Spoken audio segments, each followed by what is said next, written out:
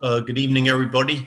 Thank you for joining us. I did get a couple of emails that indicated that some of the committee members might join us a little bit later, and a couple of them won't be able to make it.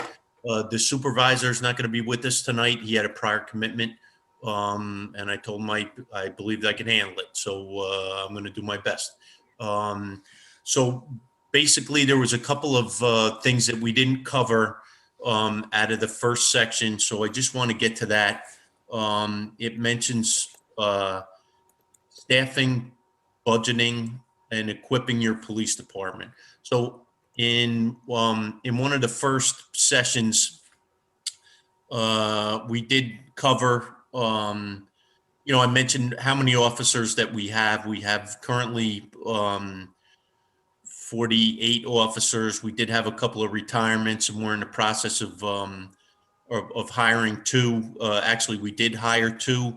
They're not new officers. Those are going to replace officers that have retired.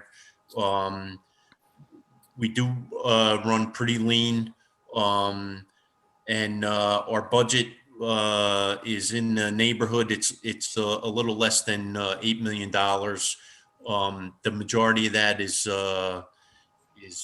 salaries, and the other part, the major part, is contractual stuff. We have contracts for radio equipment, software, or records management system, different things like that. As far as discretionary spending, there's not a heck of a lot, but we try to be very careful about how we spend the money. Anyhow, I know that either way, I know Kelsey brought up some points in the first meeting that our numbers that I had might have included the whole of the town, which might have included Sleepy Hollow, about 6,000. I think it was 6,000, and then the village of Pleasantville. Either way, we are a little bit understaffed from what the FBI and what the rest of the nation is doing. I'm okay with that, because I think we're doing a pretty good job with the resources that we have, and I'm not looking to, add people that we really don't need. So it says, what are the staffing needs of the police department the community wants? And I'm thinking that, and I'll ask for input, but obviously we want to keep people safe. We put out between 4 and 5 postcards on a 24-hour, 7-day-a-week basis. So this way, different posts in town are covered. A lot of calls are like domestic disputes or 2-officer calls. So immediately, if you had a domestic dispute and a bad car accident at the same time, you pretty much have nobody left. So we do get assistance from Pleasantville. We'll assist them once in a while, and with mutual aid, unofficial mutual aid. We have an official mutual aid agreement. If we do need additional resources, we can just call and get them in there. So it helps to keep our staffing in a manageable level. So I don't know if anyone has any comments on staffing that they wanted to add. I'd love to see the math on from that previous staffing question we had, to know like how close we are to that national average of officers per 1,000 resident. If you don't have that right now, that's okay. But Yeah, I don't have it right now. I know that as of a couple of weeks ago, we were trying to figure it out.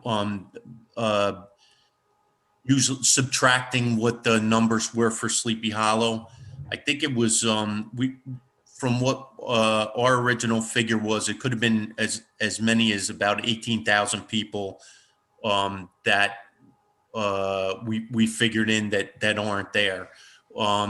So even using that number, reducing by what we thought, subtracted the population of Sleepy Hollow and Village of Pleasantville, we were still below what the national average was. And then we also do have the nice thing about Mount Pleasant is that it's centrally located. One of the tough things for us is that there's a lot of transient population, like a lot of commuters. We police 9A. We have Home Depot.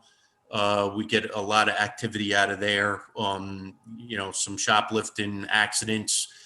So even though the resident population may be a little lower, there is a day population. We have a lot of office complexes. I don't know how many are full now, but we do have quite a few businesses in town that operate Right. mainly during the day. So, but I can Yeah. I can try to round those numbers out. Yeah. I mean, I've seen that in arguments against using the average number of officers per thousand population statistic as the way to decide how many officers you need, because it doesn't really take into account all of that, the commuter population and transient population that you might have. And then also it doesn't really take into account like what people are actually doing, what officers are like qualitatively what's going on. So, but like, how are you supposed to know how many cops to have? It's at least something, right? Is there any other metric that you go by to figure out this number of how many cops you should have? So there was a point in time when I first took over as chief, we were down as low as 39, and that was total. So it put us at about, I don't know, 20, maybe 24 patrolmen or something. And basically, if you're going to cover a post, like say Hawthorne is a post, um, if you're going to cover that post and you want to do it 24/7, if you take into account vacation, days off that somebody would have, you would need five. I think it's 5.7 officers. There's no such thing as 5.7. So basically, you need six officers full time to cover one post on a 24/7 basis, taking into account all that other stuff. So at one point we had like 24 patrolmen, which is just right there at that number. So that's kind of what we go by. Obviously, we don't have a lot of special, we do have some special units, but no, it's not like we have a four-man traffic unit that goes out there. We have an officer um, that helps the youth division, and he'll help teach there and go into schools. But at the same time, when he's not needed there, he'll do traffic enforcement. So we have Yeah. one officer doing that. There's a lot of jobs that'll have multiple people doing it. So we, like I said, we try to. There's not a lot of. There's no training unit, somebody in charge of training. Obviously, the lieutenants oversee that, but there's not a lot of individually specialized stuff. If you wanted, say, a SWAT team, and they had to be an accredited SWAT team, all they're supposed to do is SWAT training, and they're not supposed to do anything else, which is quite that's a pretty big nut there in for financially and resource wise. So if we were to need a SWAT team for any particular reason, we would contact the county police, or we would use Yonkers, City of Yonkers, or whatever. So those are resources that we can take from if we need them, but that we don't have to have ourselves. So that's kind of, and then we do about in the neighborhood of 30 to 36,000 calls a year, depending on the year. Um, Calls for service. Some of that I had mentioned was school checks and things, and but it's calls for service, domestics. Some lead to arrests, some don't. So different types of calls require different amounts of manpower. Some are real quick. Some get more involved and take more. So in my experience, we're doing pretty good with what we have. I could say, oh, we always need more. We could use a couple of more, but I think I know that there's some projected development, possibly some biotech stuff on the North 60, and so we were trying to think ahead about how many people were going to be there during the day, and there might be some housing there, and so we're trying to extrapolate and figure in the next few years if that does come to fruition, what will we need to properly serve everybody? So we're not doing it now because there's not a need for it now, but Yeah. it's all things that are in the hopper that we're thinking Can you remind me how many patrolmen you have currently? about. Oof. Let me think here. We got 46 altogether. 45, 44, 43, 42, 9 sergeants, 9. We have 30. We should have in the area 33 patrolmen. You know what? It's less than that. 33. We got 4, 13, 4, 9, 29. We should 29. have about 29 or 30 patrolmen. Okay.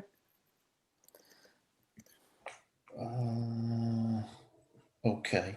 The next question is what components of the police should be civilianized?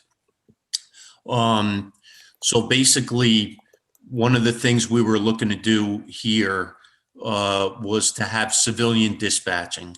Currently, we have to have a police officer on a desk, and that's according to the Westchester County Police Act. And right now, we have 2 full-time civilian dispatchers, and they do a phenomenal job because that's what they do on a regular basis. So currently, all the other officers are, they're trained to do desk duty if they have to do it, and they're good at it. But some are better than others, and so the plan has been for the last few years to try to civilianize the dispatching. So the town has a few years ago, I proposed that we did something called home rule, which would allow for us to have civilian dispatching.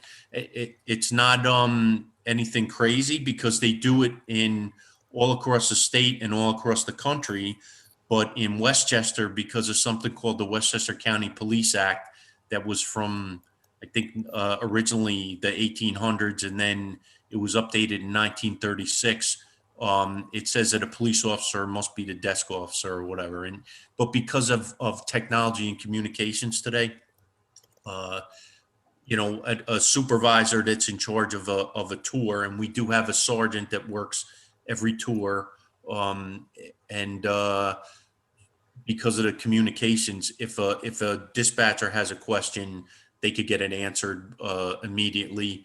If someone happened to be taken into custody or there was an arrest, then there would have to be a police officer in the building. But that was one of the areas that we were looking to go to already. And then in this guidebook, they were asking if components of the police department or should components of the police departments be civilianized.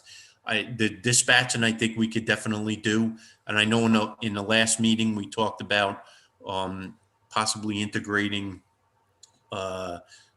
some sort of counseling or service in there. And I know that that's something that's in the works on potentially a countywide basis. And I had mentioned that when I first started 30 plus years ago, there was a mobile crisis intervention team that would respond to a residence and assist. And because of staffing and budget concerns, I guess they cut that out. So there's renewed interest in that. And then I had mentioned that whether it was from the police side to train police officers on a team so that they could handle mental health needs a little, on a higher level, or whether it was civilians. And so that's something that I think that they're considering on a countywide basis, and we'd be happy to join in if depending on how that discussion goes. As far as any other components civilianized, I mean, we do have crossing guards. That's one of our responsibilities is school crossings, getting the kids to school, and the traffic safety department, which does paints the lines on a road, does right-of-way safety, trims back brush. Those are all civilian employees.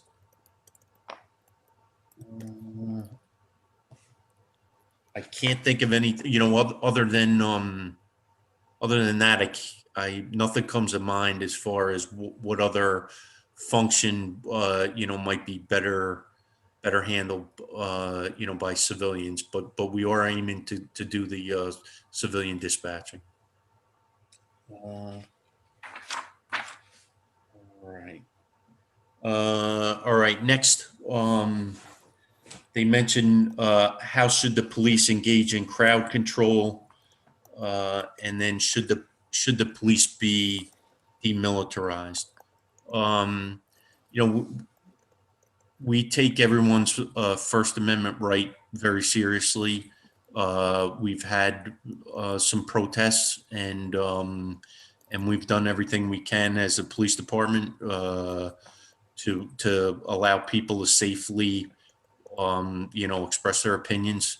So we have not had any issues. Usually, what we'll do is if there's going to be some sort of demonstration, we will try to reach out to the organizers and just make sure everyone is safe. And so that's worked pretty well for us. Um, we have not really had any, riot issues or anything like that. I mean, not saying that you're only one bad incident away from that happening, and we will probably have to call and help. I mentioned before we're part of a mutual aid agreement with the rest of the departments in Westchester County. Should we need the help for a situation, we could do that. But anything that we've had this year or in times past has been, we dealt with strikes. We have Verizon that has some offices along Columbus Avenue in Valhalla, and every few years between them and Con Edison, right on the border, the southern border of town, there have been some situations where there have been labor actions, and we've been there just to keep the peace, and everything seems to have worked fine. So obviously, I think how are we engaging in crowd control? It's mainly, just trying to keep everybody safe and allowing them to enjoy their First Amendment right. So the next one, and if anyone has any comment or anything, I'm going to give you a chance to say anything. Probably that one not so much, but this the next question, should the police be demilitarized? Police. This is from the guidebook there. Police departments have acquired surplus military equipment from the federal government, including body armor, armored vehicles, grenade launchers, and bayonets. So I can tell you that we have no grenade launchers, and we don't have any bayonets. And I would, I don't know of any police chief. There might be somewhere, but I mean, we're not going to fix bayonets to any weapons that we have. And uh, so here's just some photos. We do have. This is our 1978 Power Wagon. It is an armored vehicle, but I got it specifically because there have been some incidents in the past. They had a shooting of an officer in Eastchester, Michael Frey, and unfortunately, he perished in that. And there were some other officers that were trapped. But with the advent of that incident, always stuck in my mind as I was going through the ranks. And the other part is, we're in this mass shooting and school shooting scenarios that have developed over the years, and I wanted a vehicle that we could rescue people with. So this vehicle here, we got from the military. It is in our headquarters parking lot, and it's ready at a moment's notice. And I had them install. You can see from this view, there's like a step on the side. We retrofitted that so that if someone was down either in the yard of a house or at a school, and we could drive up and use the vehicle for cover and rescue somebody. So it's really a rescue vehicle. There's no armaments on it or anything. It's strictly for rescue. We've had it probably, if I'm chief, 6 years. Maybe we have it for 4 or 5 years. But it's something. It's not an M. Some departments have these MRAPs, which are these big, huge, tremendous. I guess uh, anti-bomb armored vehicles, and we don't have that. I didn't want that. I wanted something that was maneuverable, so that if we had an incident in a neighborhood and we had to evacuate neighbors from someone that was having a crisis and might have been armed, that we could maybe drive up and at least have proper cover if things went bad. So that's what we have as far as an armored vehicle. If you go to the, oh, there you go. That's we were able to get uh, a tow truck from the military. It's, if we needed it for police vehicles, we've used it for the highway department trucks in a bad storm. So we have that. Uh, Next one is a Kenworth tractor. You know, when we have gone out to pick up equipment in the past, we'll use that Kenworth tractor. The town also gets use out of it if they bring equipment around. This is a grader for roadway if we had any problem. This is a forklift that we have. We have it down at our police impound yard if we have to move some stuff around. It's articulated, pretty heavy piece of equipment. What do we got next there? We have and 3 Hummer Jeeps. Mainly they are used. I mean, we'll use them. I've personally used them in rescue.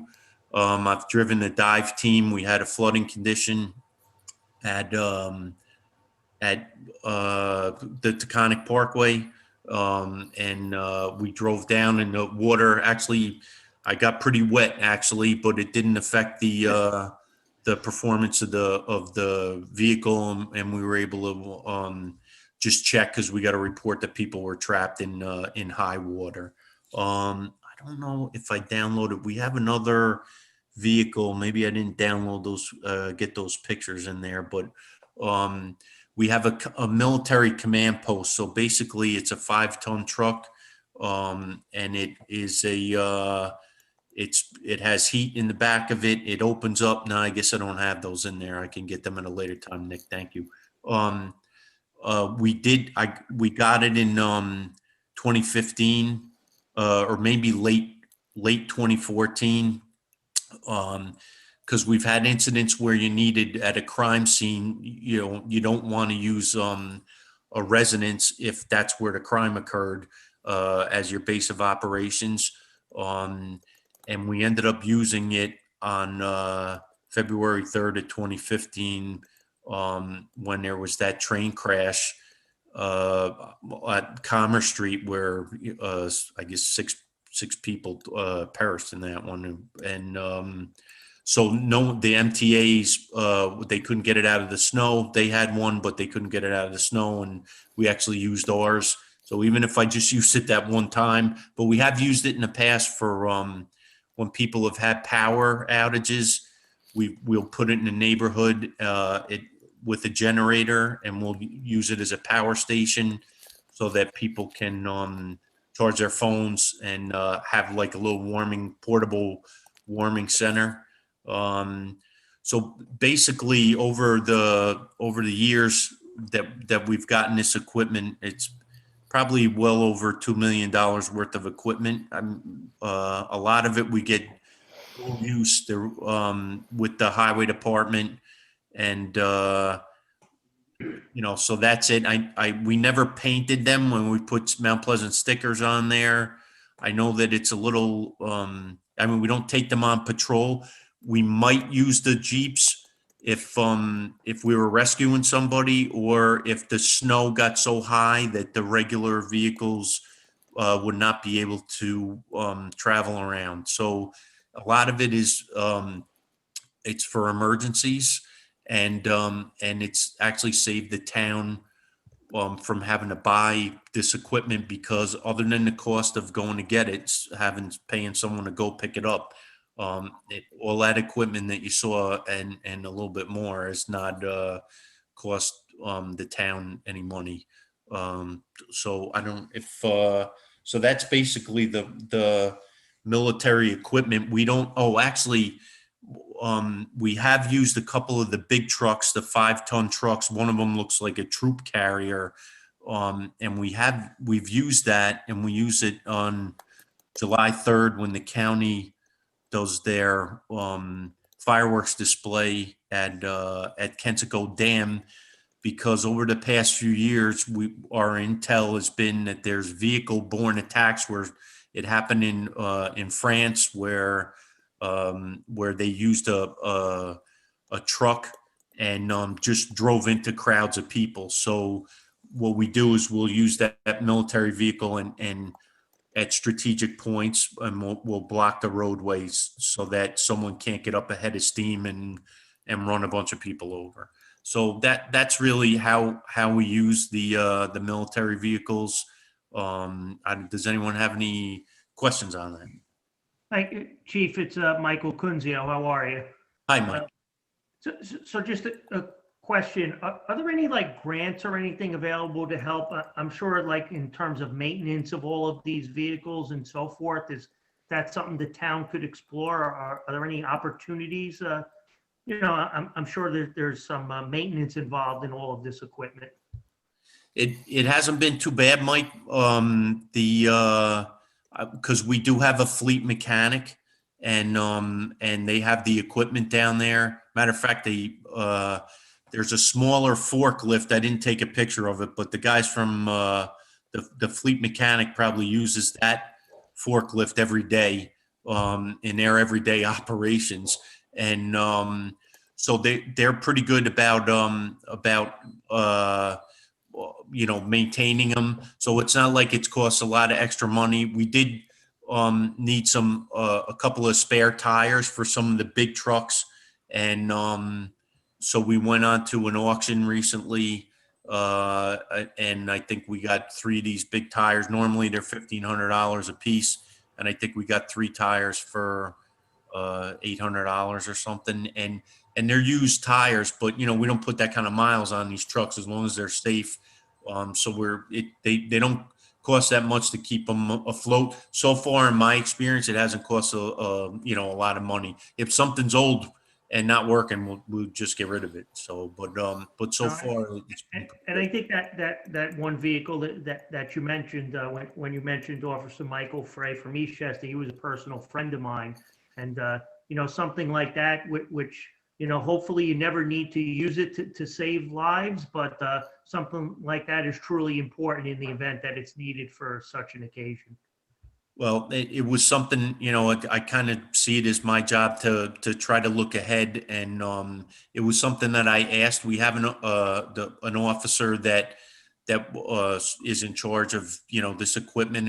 And there's a website that you can go to and you see what equipment they have.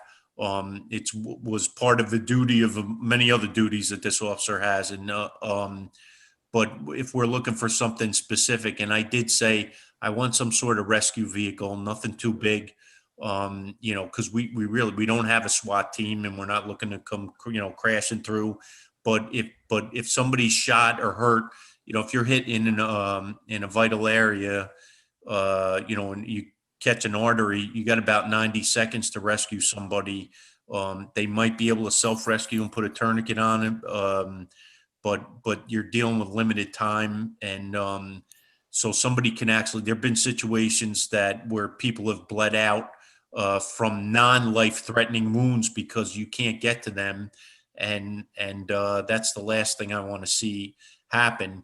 And so this program here, if we were gonna try to buy a vehicle like that, you're probably talking about $300,000 new, and so it's I make fun of it. It's a 1979 Dodge, but you know what? When we start it up, we have a battery tender on it, and I hope to God we never need it, but it's there if we do, and it's in our parking lot, and I would expect that the initial officers be responding to the scene, but I could be the guy that's driving that, because if I'm responding from police headquarters, so I wanted everybody trained in operation of it. And so far we haven't needed it, but it's there if we do.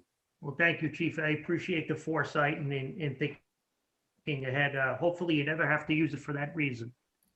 No problem. I thank you. Like, anybody else have any comment?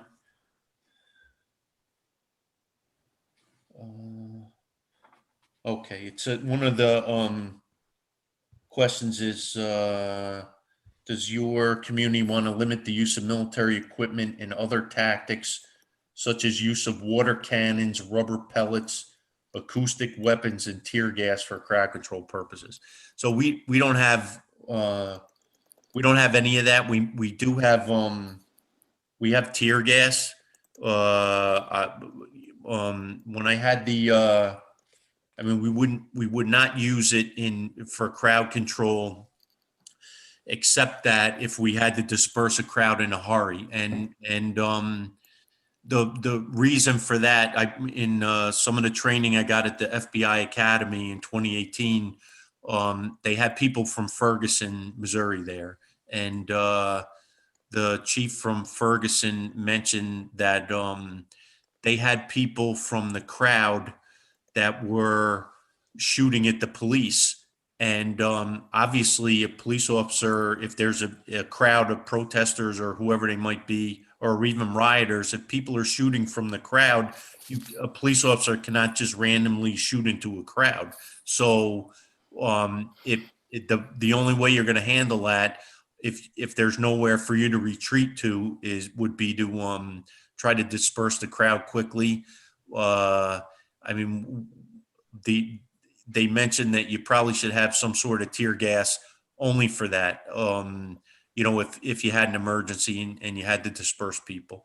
We don't have water cannons, rubber pellets, or acoustic weapons, anything like that for the military. The tear gas stuff we've had for years and never used it. It's one of those things that hopefully we never have to, but that would be that'd probably be the only reason we would use that, something like that, honestly. So does your community want to limit the acquisition of military equipment altogether? Other than, I guess, to some people it could look intimidating. I mean, we try, other than that one piece of equipment, the power wagon, the armored vehicle, which is in our parking lot.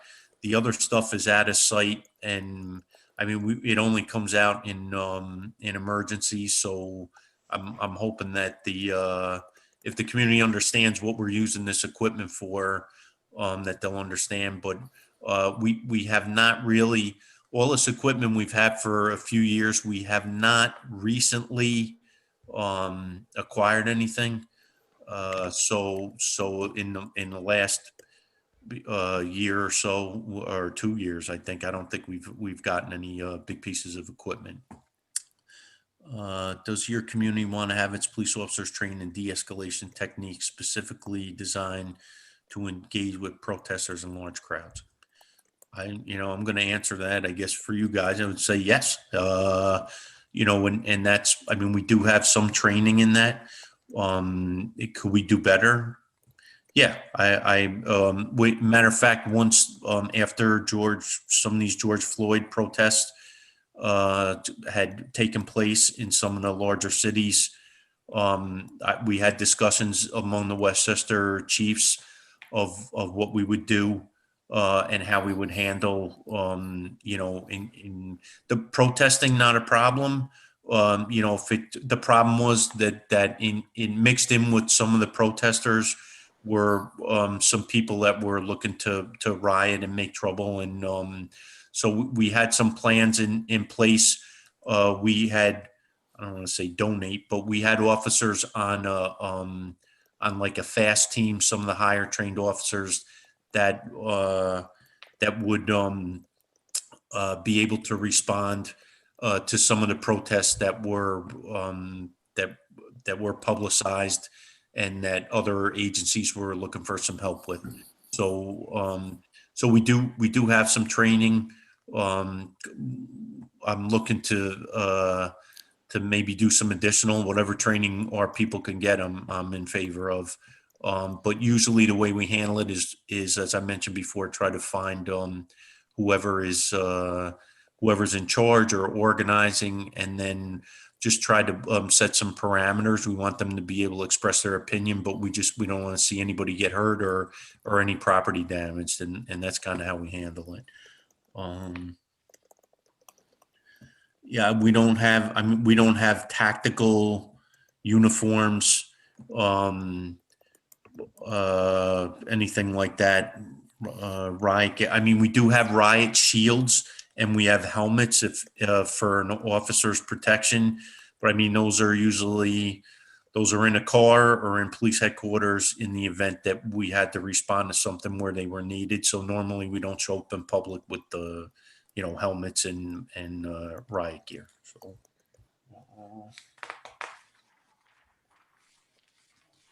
All right. Does anyone have any questions or comments on anything that we covered so far? I have a question. Yes. I would love to know, like, on your average day, what our police officers, what they're wearing and what they're carrying. Because I think some of the demilitarization stuff that people are concerned about in general has to do with the look of an officer when you're being stopped, say for, a traffic violation, and not just in these protest situations. I mean, that's where things have, really come to light recently. But yeah, I would love, like, I don't know, almost like a picture of what you see in our officers. What's the standard uniform, and what kind of weapons are they carrying, and all that kind of thing. Okay. I mean, I'm sure I could get you a picture at some point, but Mhm. so our standard issue sidearm is a Glock pistol. There's a couple of different sizes depending on the comfort level. Like I have the smaller one now because some of the time I'm in the office and if I got to wear a suit or something. Uh, um, but when I was on patrol, I had the larger one. The difference is the amount of the capacity of the bullets that it can carry. We have 40 caliber Glock weapons. Um, they're black. We have every officer has to have a triple security holster. Um, so they're carrying that. One of the other things that I did when I became chief was I wanted every officer to have to carry a taser.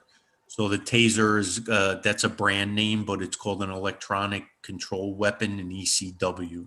Um, they're they're not perfect, but it shoots out darts with an electric current, and it's supposed to immobilize somebody. It doesn't always work. But what we were finding was that in New York City, only the sergeants had it, and then we used to have only a few of them, so the sergeant had it. But the reality is that if you need a less lethal weapon, you can't wait 5 minutes for the sergeant to respond or for him to get there, even 30 seconds. If someone's threatening with a knife and you think you have a less lethal option instead of using a firearm, um, it's no good to you if it's in the car or if it's on the sergeant's belt, but not on yours. So we bought enough electronic control weapons so that all officers have them. Um, Usually they're on a different side. So there's your strong side and your weak side. You would carry your firearm on your strong side, and depending on how good you are, if you're ambidextrous, I used to carry mine on the opposite side, and I was comfortable using it left-handed. Um, but that would be on an officer's belt. You have handcuffs.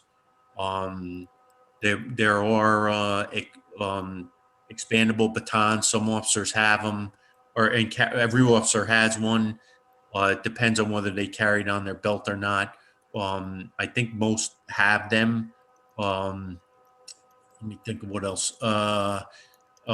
Pepper spray we have as an option, but that an officer's not mandated to carry pepper spray, because I've found most officers will find that if you let pepper spray go in an enclosed environment, everybody's choking, and so it's really not the best tool. If officers feel comfortable, that every officer's trained with it, but usually they'll have a taser, a collapsible baton, and their firearm on their belt. So that's usually what they have. They'll have their radio and handcuffs. So that's basically. I mean, at some point I can show you a picture.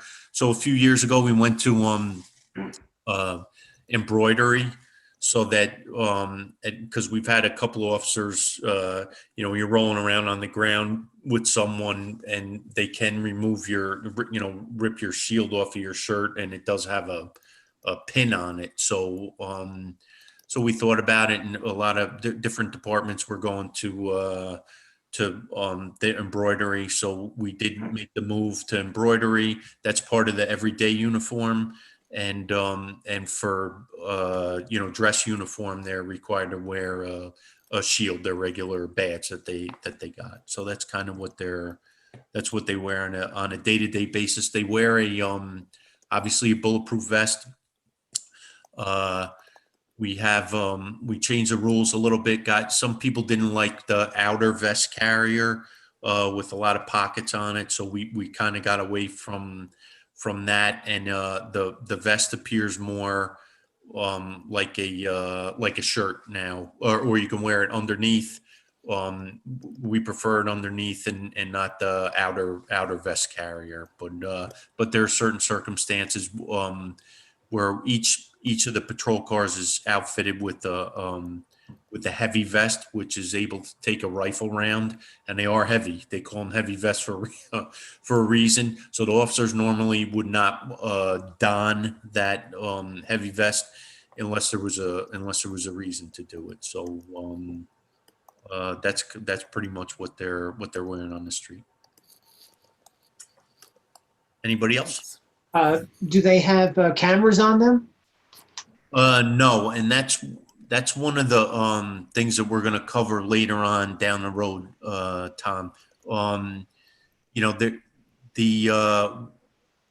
I first started when I first started as chief. Body cameras were starting to become more popular, and I went to a conference and realized that there was a pretty good expense involved with it.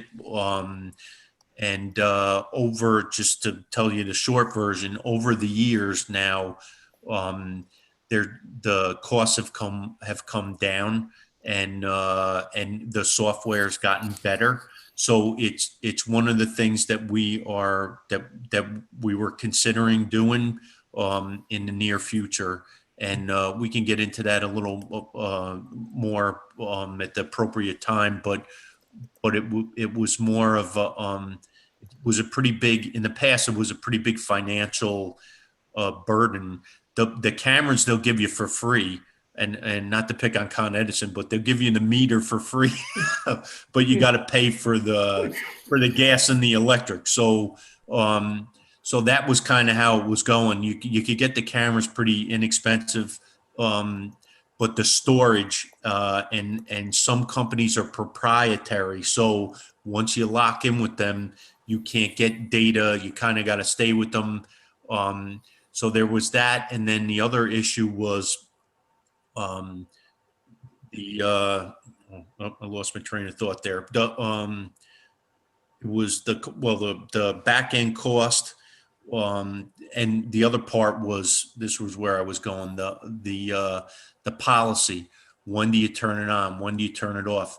Who do you, Tom, if I go to your house for a burglar alarm and I check because you set it in error, but your family is home and now I have video of your whole family in the house and somebody wants that footage because it's freedom of information. And then like, what do you know, I don't feel comfortable giving pictures of you and your family out, you know, for no reason. And so how do you disseminate that information? There was a lot of things that were not sorted out yet at, you know, 5 years ago.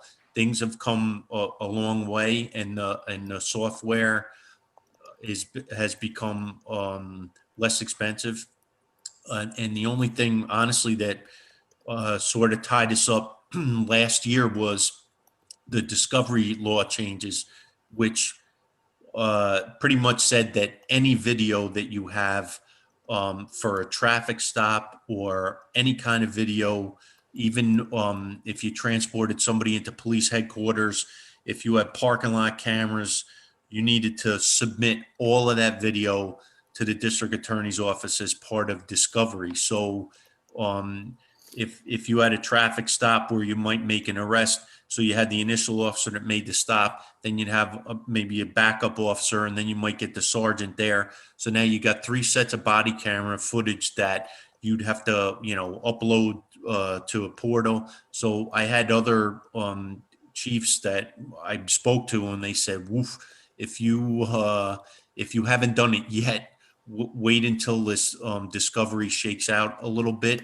because it's going to be labor intensive um, to try to upload all of this information." And so that was one additional reason why we held off at this point. But I have to say, there's quite a few officers are asking for them, because they want the protection, you know, because they are operating professionally, and so it actually backs up, you know, their version a lot of times is what I hear from other departments, and so I think it's somewhere we're going to go, and it just depends on when we're going to get there, how quick we're going to get there, and then Do the patrol cars have a camera on all the time?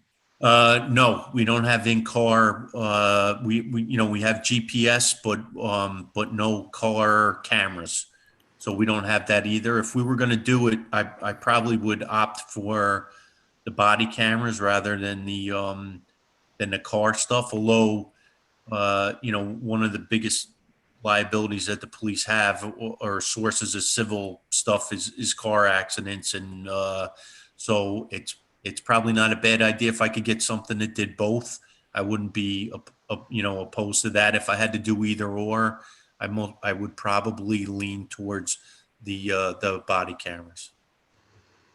I tell you, as a car insurance agent, it would be great to get footage from that initial statement that someone makes at the scene of an accident, because it's generally the truth. After that, things seem to change. I can back that up with experience with experience also. So you're quite correct.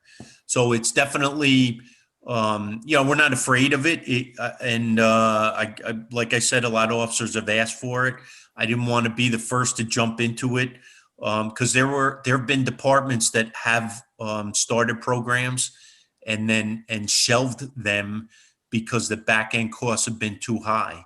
And I didn't want to do that, and I wanted to be prepared for it.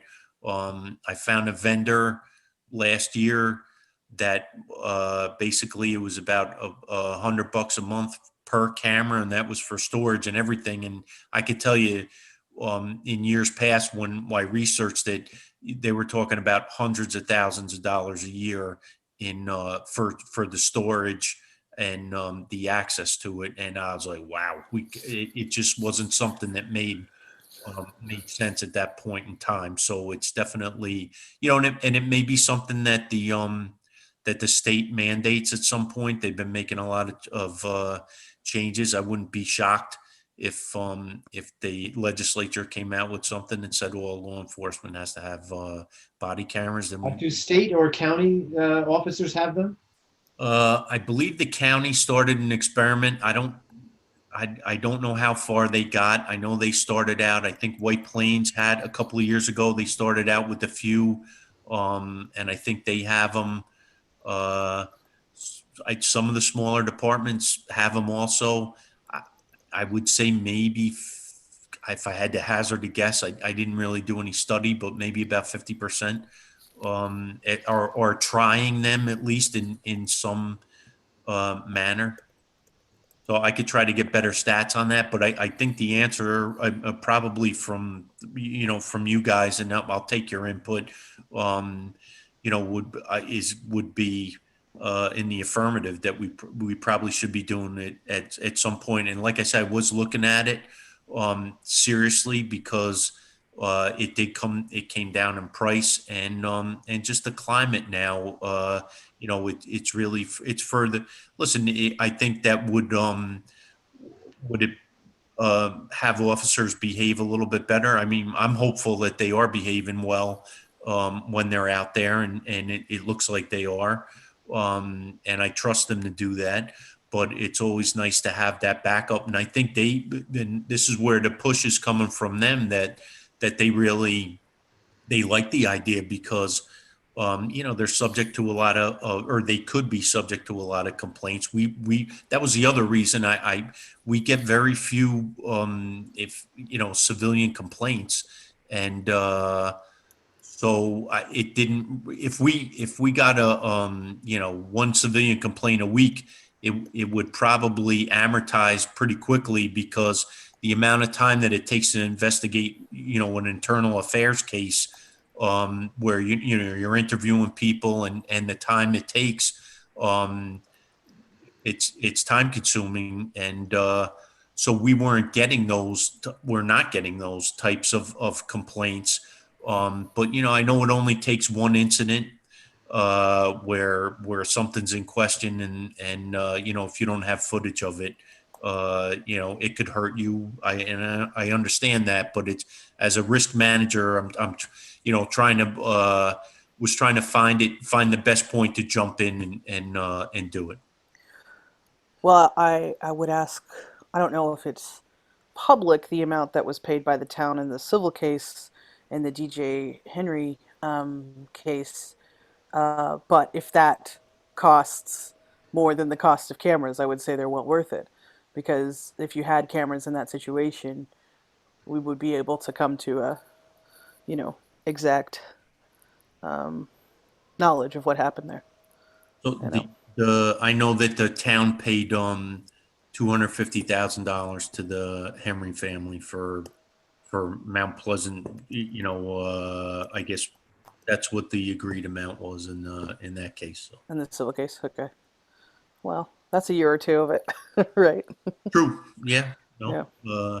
And in 2010, I don't know if they, I don't think they Right. had them, but or I wasn't aware of it at that point. I know that things were starting to heat up a little more in maybe 2013. So they might have had it. There are probably some agencies that may have had them back then at that point, but it's definitely but you're right. It does it's one incident, and it could very well pay for itself.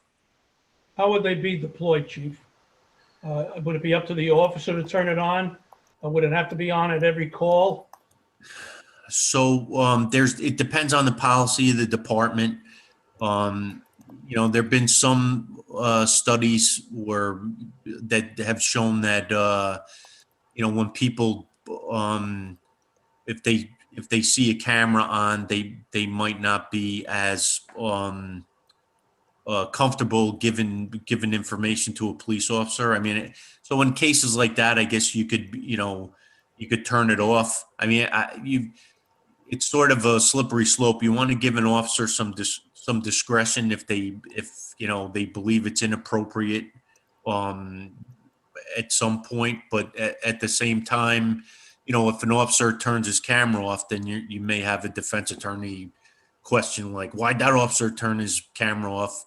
He's up to no good. Something happened, and my client, was not guilty or whatever. So there's that's one of the reasons why I wanted to wait till things shook out a little bit. There's a huge debate on whether you allow an officer to look at footage before they write their reports in like a big case, because the things that they're reporting on in the case may not be necessarily what they saw when they originally got there. But so if you allow them to watch the footage, you know, you may not get the full flavor of what happened. But the other side of that is, hey, listen, it's a tool. People know that a lot of police departments have them.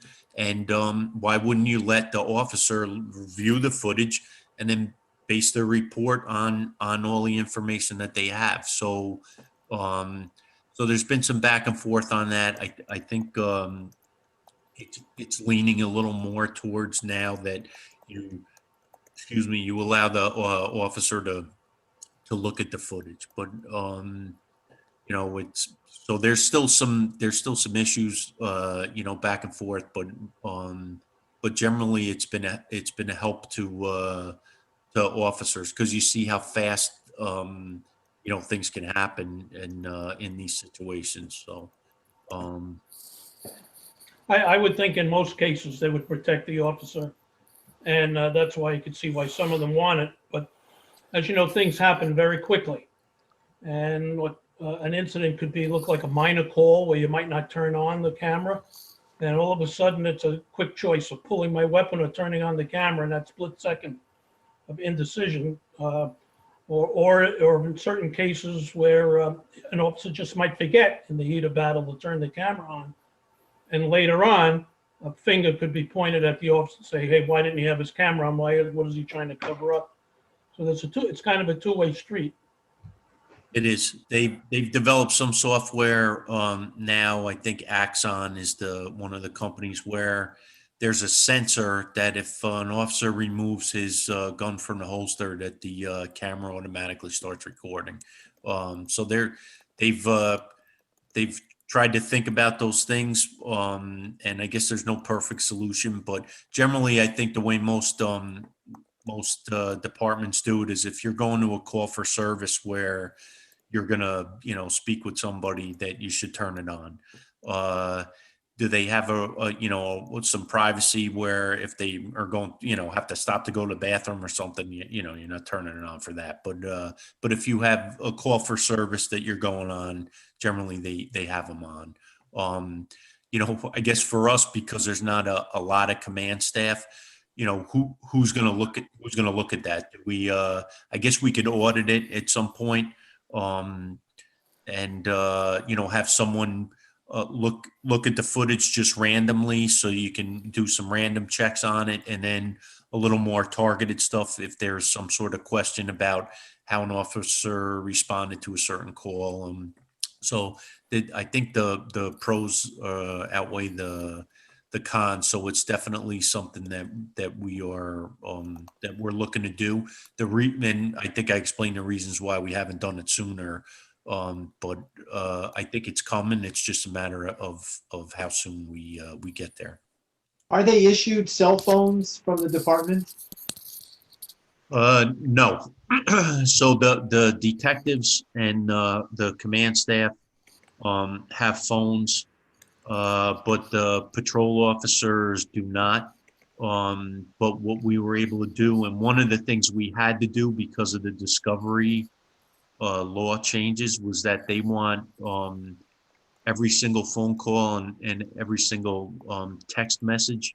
And a lot of people communicate by text now. So what was happening was, an officer, they didn't have their department phone, so if they sent a text to a victim or somebody, that kind of opened up their telephone to be subpoenaed, and by the defense or by anybody. So what we did as a result of discovery was we supplied each one of the patrol cars has a cell phone, so that if an officer has to do anything, phone related regarding to a case, they're to do it, or an investigation, they're to do it on the department cell phone. So this way, it doesn't open up their phone to getting confiscated, and it keeps all the police business, police business. So we did have to, and I think we had to buy another I think it's 10, 6, and we have one on the desk. I think we probably had to buy about another 6 or 8 phones, and put a monthly service on those. So each car has a cell phone that's portable, or it's permanently installed? It's portable. It gets mounted in the car, and the other feature that we had that we're trying out is in that phone is it's possible to use them. There's an application that you can use it for radio communication, so it will interface, and you can actually use it as a portable radio. And it goes through the Verizon cell service, so it interfaces. And so in the backup situation, if their portable failed, because they all carry a portable radio, if the portable failed, then they would be able to hopefully use this phone as a radio in addition to a phone if they need. So when they leave the car, they have their radio phone, their car radio, right? Is the radio on then? Correct. So They have this cell phone type thing in the car. correct. If they're going, like if they were going into a residence to take a domestic report, they would probably take that phone with them inside because they have to make phone calls. Like all the calls coming into police headquarters are recorded, but they would probably take that department issue phone into wherever they're going. If they didn't think they were going to need a phone, then they may not carry that with them into a particular scene. But if they know they're going to need a phone, I'm sure they're taking it with them. I had a question, Chief. In your opinion, would it be appropriate for a civilian to review body cam footage if we got to that point in the department where you were decided to move forward with the body cam, knowing that it's so much time and effort to review all of the footage? Is it something that a civilian could look at, and if so, what type of training would they need? Or is that something that's just not appropriate because a civilian may not understand why a police officer acted in a certain way?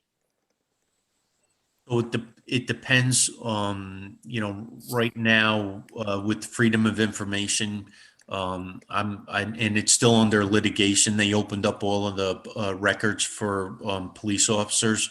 So there's a company out of Massachusetts. It's called Muckraker, I think. Which go figure. But they want the personnel records of every police officer that from Mount Pleasant from 1970 on, and it's currently under litigation, so I don't want to be premature and give all this information out. First of all, it's going to be a pretty monumental task to put it together, but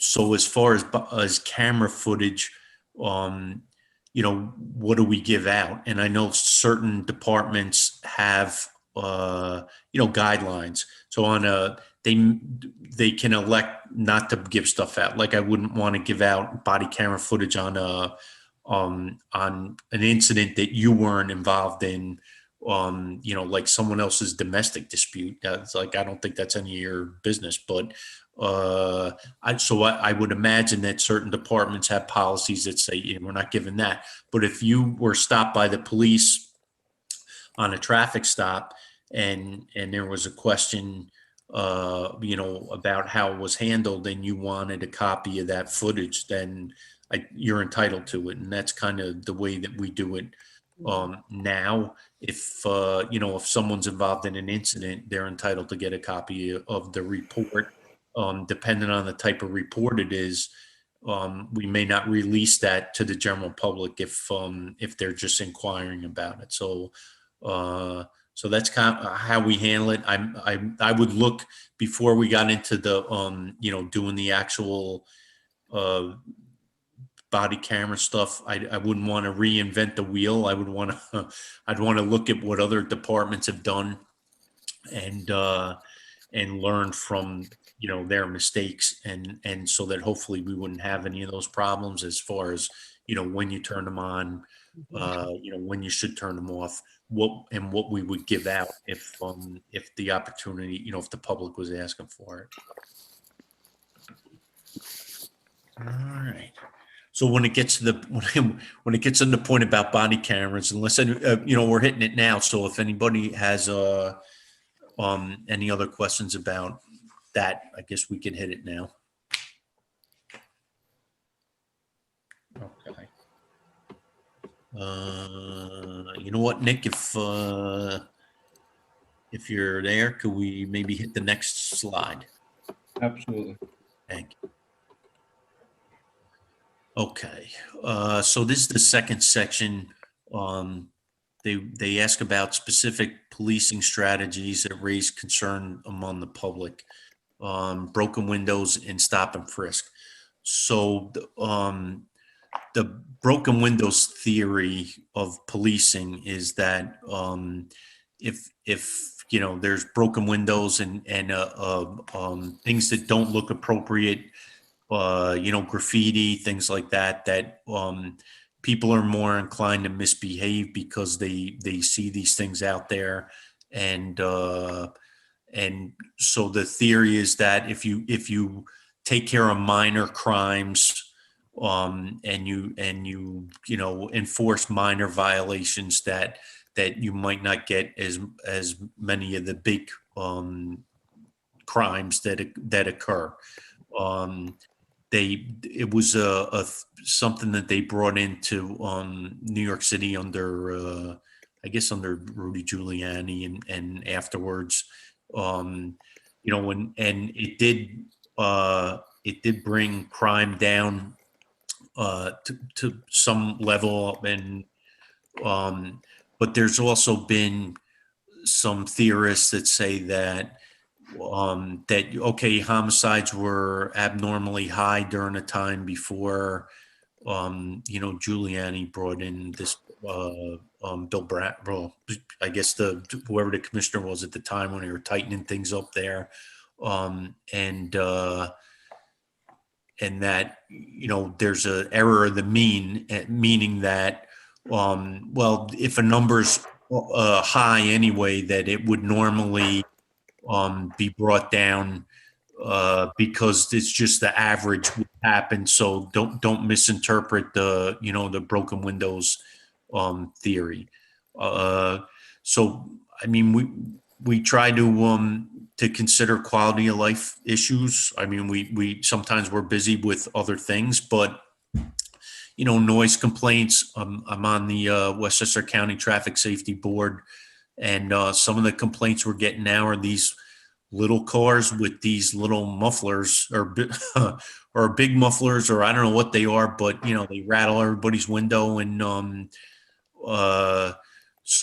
it's a concern for people that live near these roadways or hear these things. So in general, we've had issues with drag racing in the past. We had an officer get dragged by a vehicle that was fleeing from a drag racing scene, and he's better now, but he was out for a while, and he was lucky he wasn't killed.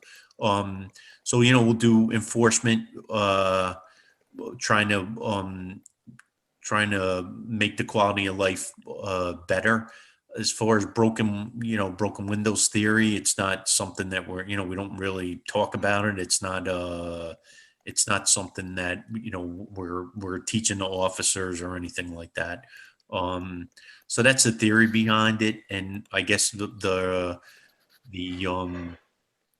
maybe the thought is that it might, depending on how you enforce it, it might hurt a segment of society or a selected group of people that are targeted. We don't have that issue. The other thing is stop and frisk. So if you could just hit the next slide, and then we could go back. So in the book here, they mentioned that that stop and frisk is an offshoot of the broken windows policing theory. Under stop and frisk, police departments adopted a policy of temporarily detaining individuals on the street based on a reasonable suspicion of minor crimes and performed a pat-down search of these individuals looking for more serious criminal conduct, such as possession of contraband or weapons. That's really not, it's not true. In what I have here, and I know there's a lot of writing on the page, but basically stop and frisk is in the criminal procedure law. And what it does is it gives a police officer the authority that if they believe that a crime, which is either a misdemeanor or a felony, has been committed or is about to be committed, it gives them the ability to stop somebody and question them. Now, you're not, an officer is not, and this is how they're trained, they're not supposed to just randomly pat people down. They are only allowed to pat somebody down, and it's in the law here if they believe that there's some sort of imminent risk to them, like somebody might have a weapon on them. So I think what happened in New York City was they got a little carried away, and they were patting people down and feeling in their pockets, and they might find a bag of marijuana, and then they were arresting somebody for possessing of marijuana. So the way the guidebook explains it, maybe that happened in New York City, but we go according to the criminal procedure law. If we're allowed to stop and question somebody if we believe that they're about to, or they have or about to commit a misdemeanor or a felony. So that's the power that's given by the criminal procedure law to a police officer. And can it be abused? Yeah, sure it can. And I think that happened in New York City. They got a little overzealous down there, and they were maybe patting everybody down and stopping. But we don't do that here. We go by what the criminal procedure law says. So that's as far. When you hear stop and frisk, it's not just a policy that police departments have decided to come up with. It's actually in the criminal procedure law, and there's strict guidelines of what you can and what you can't do. So that should cover that. You know what, Nick, if you can just back up to the slide before. Does anyone have any questions on the stop and frisk or the broken windows theory? I would say that I think previously I had asked if there were statistics on the demographic breakdown on stops and arrests made by the Mount Pleasant police, and information like that would help us have a better conversation about this sort of thing, because you can't really, like, I know that you're saying that there's no policy of, like, to over police minor things you might see, which is great that there's no policy of it. But in order to see if it is happening in the community, that would be a helpful way. Sort of statistics of what kind of things people are stopped for or arrested for, or all that different sort of stuff. It's hard to get the picture of it. You know what I'm saying? Sure. So I was able to pull, I know, I told you our records management system is a little sketchy. Okay. But I was able to actually pull some of the uniform crime reports. I can't give the DCJS ones are not for public dissemination, but ours that we compile are. Okay. And I had 3 years of them. And so what I did was I scanned them, and then I think I had every intention of emailing them to the committee, and I did not. So I do have them. They're on my computer and they're scanned. So what I will do is I will, and I have them broken down. I got 2020, 2019, and 2018. And then I have them broken down by juvenile. And then I have them for above 18 years old. So So they're broken down. I looked at the numbers. They look pretty good. They looked real good, I thought. And it's not like any one group is being picked on, but I want you guys to see them. And I will. I promise I will. I did scan them, but I didn't email them. So I will. I'm gonna make a note so that I email those stats out to you guys, so that at least this way you can have an idea. I mean, I figured I would do 3 years. If there's any questions or anybody wants back further than that, then I certainly can do it. I was happy that I was able to extract that information, and it wasn't really too painful. So I'm happy to pass that along. So I definitely Great. will. Thank you. And then the other thing I would say is that a survey that we had talked about would be helpful to inform these sort of questions. Public survey. Yep. Chief, Yes. this is Connie Santini. Hi. Based on your 3 years of backlogging with the arrests, et cetera, how many civilian complaints can you, off the top of your head, were any? And if there were, do you know the number?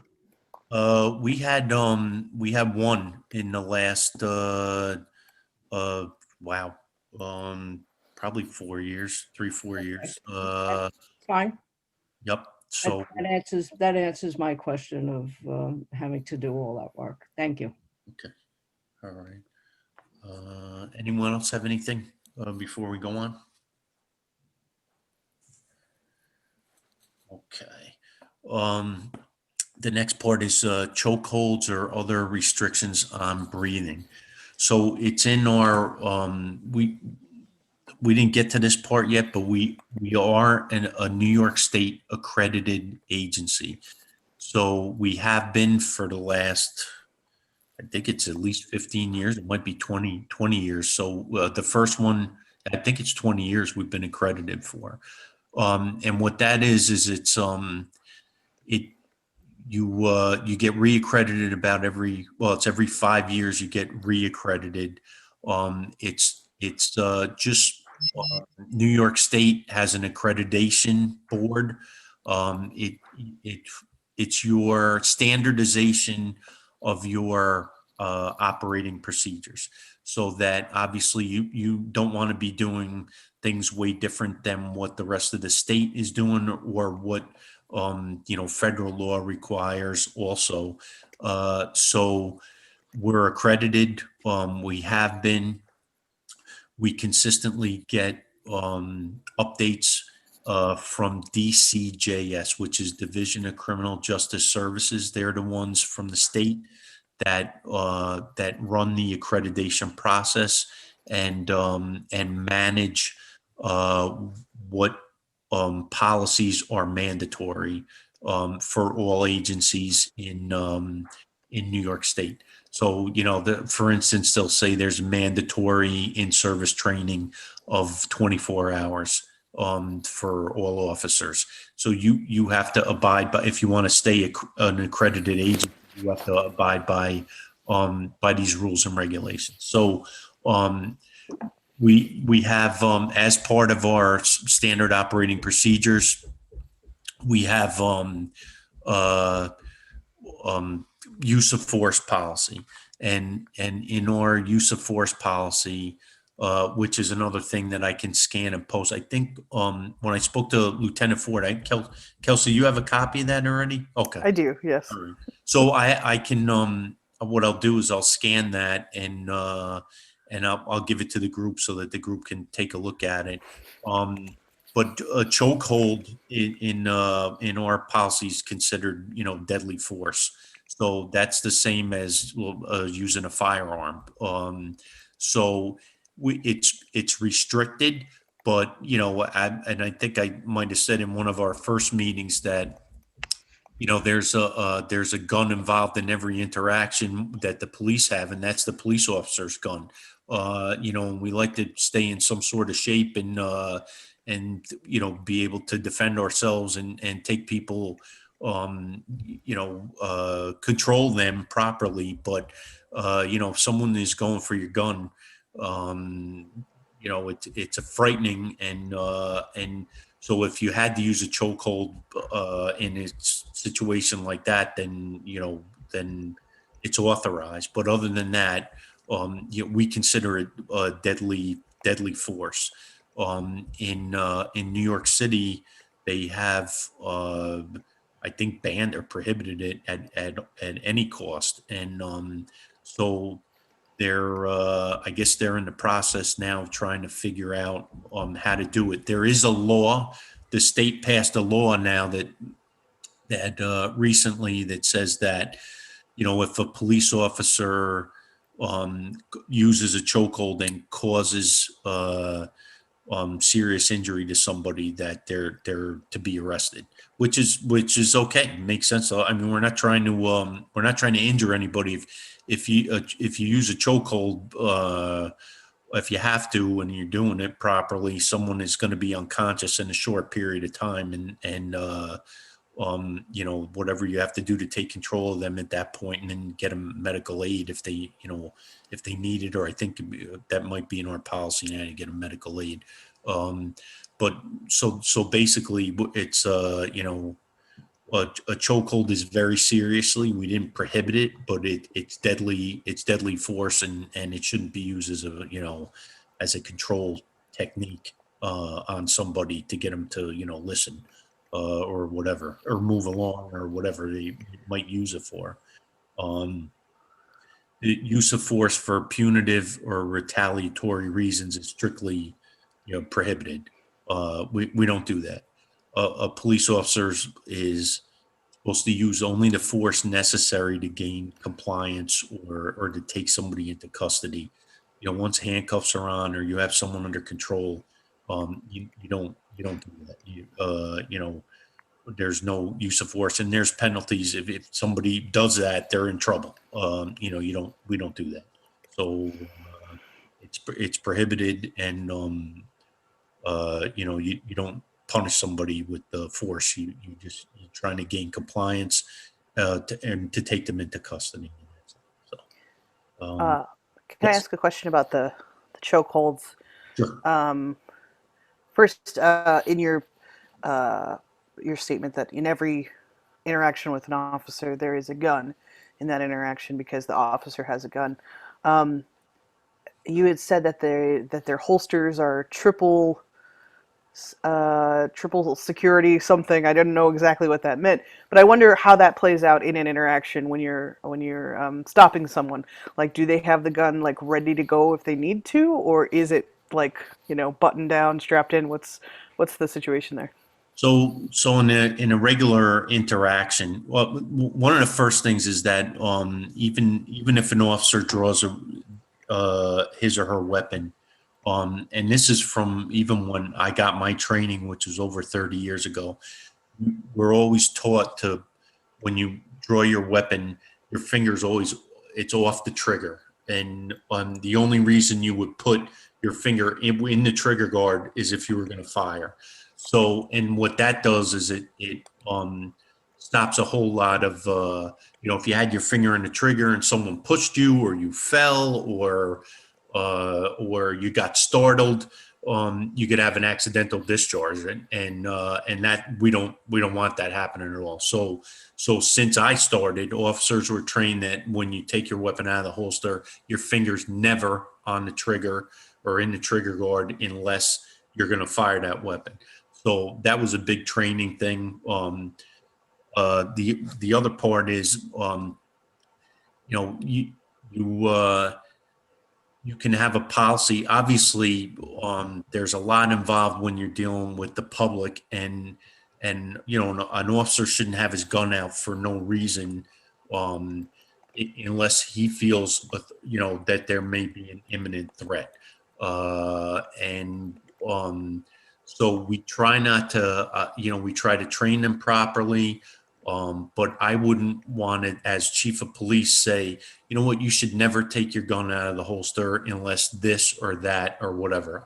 It's sort of a, sometimes you get a feeling, and now out of the holster and pointed at somebody or is totally different. if you're pointing your weapon at somebody, that's deadly force. And, whether you have your finger on the trigger or not.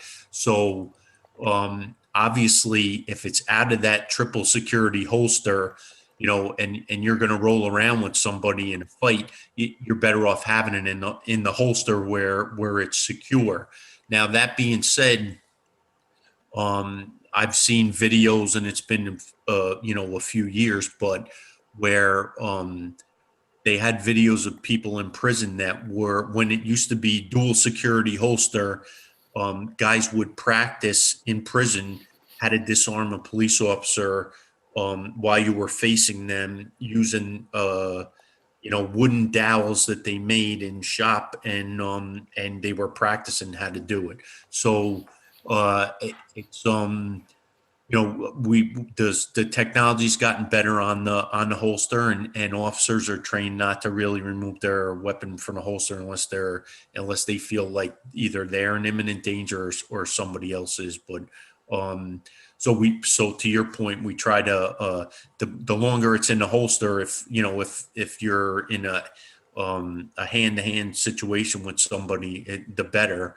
But if the incident turns deadly, or they pull out a gun or a knife, then hopefully the officer is able to defend himself. So how did I go into the weeds, or did I answer your question? No, I think you answered my question. I can't wait for the day that there's a finger sensor on somewhere on the gun, so the gun will know it's an officer is holding it, something like that, like you have on your iPhone.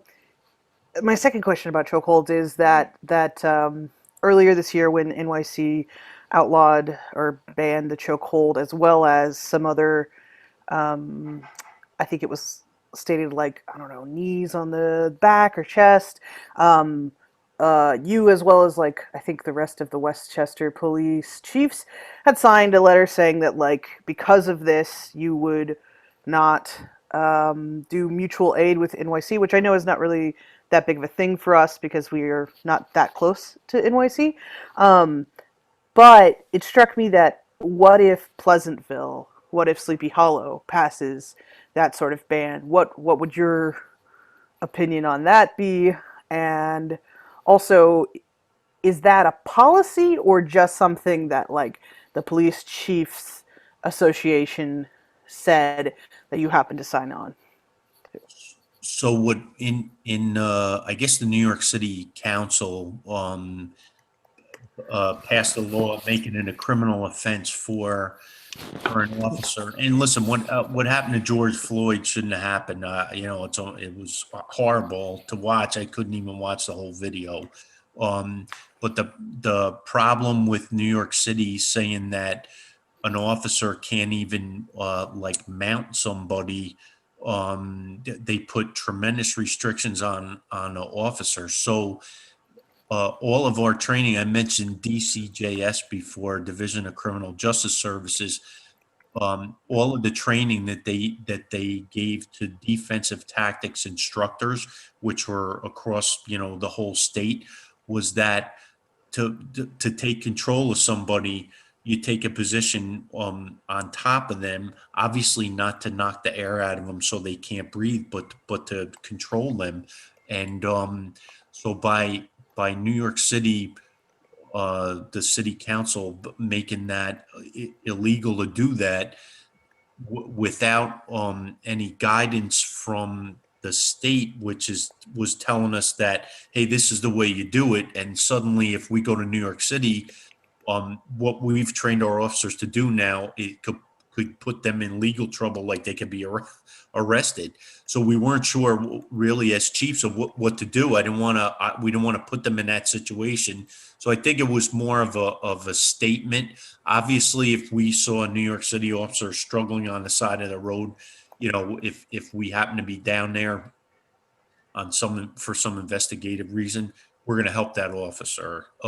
So I think it was more of a statement in that, we weren't going to, as a matter of course, put our officers in Westchester here in that position, because I understand that maybe they were trying to keep people safer, but in the interim, they really didn't give the police the New York City Police any other options as far as controlling a subject.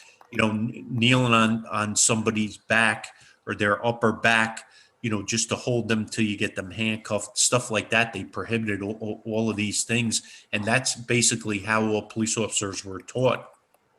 So in you know, to try to take control of someone, obviously once you take control of somebody and you handcuff them, you know, you get them in a position where they can breathe. You sit them up, you do whatever you have to do to make sure they're okay. And I think we're doing better as a profession now. You know, you don't leave somebody, you know, that if someone is handcuffed with their hands behind their back, there's a lot of factors, and that restricts their breathing.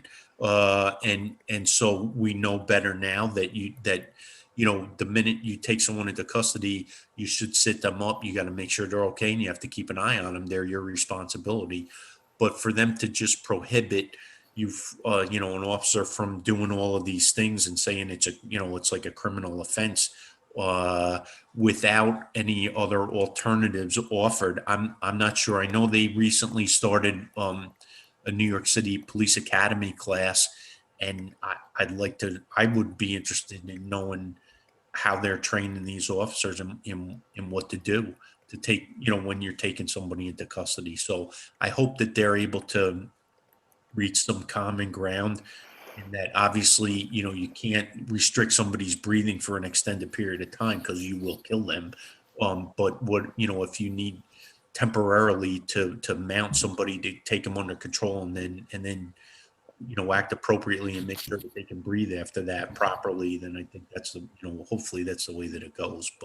But that was kind of the impetus behind, I guess, them sending a letter to New York City. So, but again, if something happened down there, I'm sure, you know, and myself included, we would send, you know, officers down there if they needed the assistance. Okay. All right, Nick, if you got another slide for me there, we'll move it on. That was 140. Okay. Let's see what we got here.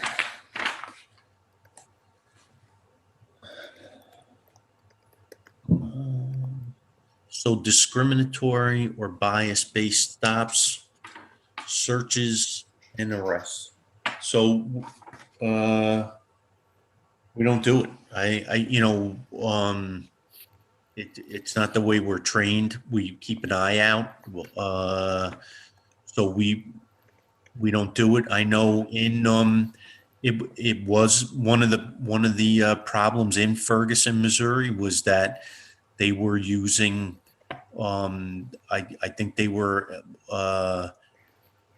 ticketing the African American community, and they were using it as a revenue generator. And the people were, you know, kind of fed up there, and I think that was part of what they found when they looked at some of the problems that happened in Ferguson. That was one of the main, or one of the contributing factors to the unrest that they had there. So we, you know, we train our officers. We're, you know, we don't, they're not discriminate. It's in, you know, it's in our policy also, or I'm, you know, I can't quote you the policy verbatim, but we don't do it. We covered chokeholds and other restrictions on breathing. I said that if someone had to use a chokehold, that's considered deadly force.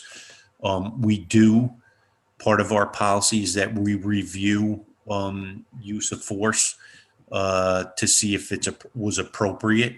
If something turns out where it wasn't appropriate, we would either retrain somebody. I mean, if it needed to be, you know, discipline or something criminal, and you know, if it was somebody used it for retaliatory reasons, then we would definitely consider forwarding charges to the, you know, to the DA's office or whatever we had to do. This I think we covered already, so I might have doubled myself up. Nick, can you hit the next one there? Pretextual stops. So A pretextual stop is basically if you stopped somebody for a license plate light that's out, say, and uh, but you really they were in a high drug area, so the real reason you were stopping them was because of because of you think they might be using drugs, but they have something hanging from their rearview mirror, and you're stopping them for that. So we don't do that. We don't do pretextual stops. Um, Informal quotas for summonses, tickets, and arrests. Uh, we don't have any quotas. We never had them here.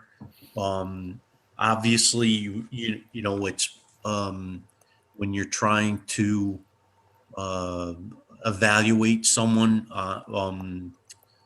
as a police officer. The tendency is that you're looking for tangible things. So you're like, yeah, there's, how many summonses do they have? How many tickets, arrests? Are they active? Um, it's nice that an officer may favor vehicle and traffic stuff because they kind of like doing it. They like enforcing the vehicle and traffic law. That's fine. There's other officers that are not as inclined. I mean, we like them to be productive at some point. But are there any quotas? No. And does the number of arrests or summonses for an officer mean that, if they have a higher number than somebody else, does it mean they're a better officer? I think you're dealing with different personalities, just like in life. And some people are better at certain things rather than other things. I try to put a square peg in a square hole and a round peg in a round hole. But we don't do quotas. And the number of tickets or the number of arrests doesn't mean that someone is promoted or we put them on a higher level. What's more important for us is their public interaction, how they handle themselves, how thorough they are doing their job. Um, so there are other measurements. Uh, some of them are like I said, there's a lot of intangibles. So we ask the supervisors when they meet to evaluate officers. We used to put one sergeant in charge of a certain number of officers, and they would have to do evaluations, and um, and they might not run into that officer because of our scheduling, and they might not spend that much time with that officer. So we changed our evaluation process in the last couple of years so that we put all the supervisors together in a meeting, and then they will together they will make a rating of an officer to do like a performance evaluation. And I think that's worked a little better. I think it's worked a lot better. Because of course, all the supervisors, they've gotten training in how to rate people, but everyone has individual biases, and what they like better, and how somebody deals with them. So anyhow, no quotas for tickets or summonses, anything like that, and we try to look past that so it doesn't it's not a huge thing for us that someone has a bigger amount of summonses than somebody else. It means more. I think if you give a warning to somebody, if it's needed, I'm sure they'll enforce and they write tickets when they're necessary. But a lot of times, a warning to somebody, a verbal warning, goes a long way. So, and that's kind of the philosophy that we go by. Shooting at moving vehicles and high-speed pursuits. So we our policy has us, we don't shoot at moving vehicles. I did not want to, obviously there's reasons why you don't shoot in a moving vehicle, because if you do hit somebody who's driving, then the vehicle can be out of control. So we do have a policy about shooting at moving vehicles. Now it used to say, and I don't have it right in front of me here, but it used to say that it was strictly prohibited.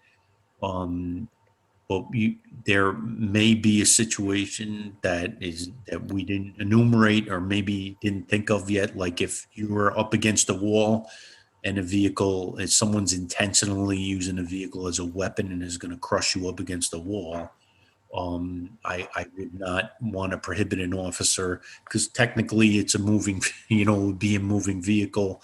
So do we train our officers and tell them, about the pitfalls of trying to shoot in a moving vehicle, but also keeping in mind, you can't enumerate every situation, but that's not the way to generally stop a moving vehicle. If you do want to stop somebody's action in the vehicle, and you have to use your firearm to do so because your life or someone else's life is in immediate danger, then it's authorized. High-speed pursuits, we have a policy, we have a pursuit policy. They're very difficult. Obviously, you're gonna, if someone gets injured, whether you're right on their tail or whether you're 5 minutes away, the likelihood that you're going to be sued over it is pretty high. So they are dangerous. So we have a pretty strict policy on it, and that basically an officer has to determine whether what the person has done and trying to put that person into custody outweighs the danger to the public. And if there's any question at all, or so there's a lot of factors: time of day, traffic conditions, what happened. You may chase somebody wanted in a homicide, but if you're chasing somebody a high-speed pursuit because they rolled through a stop sign, you're not doing that. So so there's different factors that are involved. We don't want anyone being reckless, because there's huge liability, and then just what happened in Yonkers the other day, where four young 18-year-old boys were killed, and they weren't doing anything wrong, but I think Yonkers PD at one point was trying to stop this guy, but then they backed off, and the guy continued at a high rate of speed and just and hit this innocent they hit this car that were they weren't doing anything wrong, and killed everybody, and then I think even the person who was driving and fleeing the police or whatever, that he died as a result also. So they are dangerous, and we do have a policy on it, and so I can scan that to you guys also if you want to take a look at it. But it is one of them. It opens a department up. So from a risk management point of view, they're dangerous, and they can open up the municipality for liability. At the same time, you don't want to make it sound like you're never going to chase anybody, because then people they're having that problem now where people in regular traffic stops are just like, I'm just not going to stop for the police. So they're not stopping. And it doesn't mean they're bad people. It's just no one is stopping because they know that the police will not chase them. So I don't know how it's going to shake out. I do know they're dangerous. The high-speed ones are very dangerous, and we'll see where it goes, but we do have a policy on it. Does anyone have any questions on that? Is that happening in our community? People not stopping? Yeah, we've had that, but it's been, generally, we've been subject to, some car larcenies, which means not that they're stealing cars, but that there's groups that are taking advantage of the fact that people are leaving their cars unlocked, and it's been a group out of Connecticut. There've been some from the city, but we were dealing with a group of juveniles, believe it or not, out of Connecticut, and they were wreaking havoc on Westchester, hitting different municipalities every night. And they know that they first of all, being juveniles, they know that they're not going to get really in too much trouble, and they know that the police won't chase them. And so there've been some, you don't know until you actually try to pursue somebody whether they're going to stop or not. So you do have to at least try to see if someone's going to stop, and these people, they will not stop. So we've had pursuits that we terminated probably a month ago, where we just we let them go, and so they're out there. We run into it. My second question about the stuff we're going over right now: how often are these policies retold or retaught to the officers? So that's one of the things we it's funny you said that, because the pursuit policy, we try to go over the major ones on a yearly basis, but there was no mechanism to really show that officers reread them or went over them. It was just like, okay, we're going to go over these. So we got some software. It's from a vendor, and it was pretty reasonable. And so we posted or we're in the process of now posting these procedures into this software. I think the lieutenant's just about has it done, and it gives us the ability to update the policy as administration a lot. It's a lot easier of a process if we want to update something. But the other part of it is that we can require that an officer reads the policy, and then there's like a digital signature, so it shows that that they were aware of the policy, and then that helps us in if we were involved in a lawsuit, and then a plaintiff's attorney wanted to know, when was the last time that officer looked at the policy, and I don't know, like, well, we do it every year. Well, how do you know that officer read Right. it? And so this software that we just got at the beginning of this year is helpful in documenting, and so we can go and we can require that officers look at stuff, and then we can ask questions. We can give them a little test, just to make sure that they are aware of they got to pass a whatever 4 or 5 question test on the policy or whatever. So it definitely, this software definitely will help us in that. We try to do it on a yearly basis, but this at least will help document that. That's great. Thanks. So use of SWAT teams and no knock warrants. So basically, if we needed a SWAT team, we don't have our own SWAT team. If we needed one, like I said, we would probably ask the county, or Yonkers, or there's a couple other little regional teams. We have had occasion in my tenure, probably only once, to actually twice now. We had a threat not this, was it this October? No, last October in at EF Academy, someone made a threat, and we did use several SWAT teams to help clear the building afterwards or during the incident, just to make sure that everyone was okay. So we used them on mutual aid. So we used them for that, and then there was occasion where they were on standby. We had a bank robber living in town a few years ago, and he was identified, and we had a SWAT team standing by.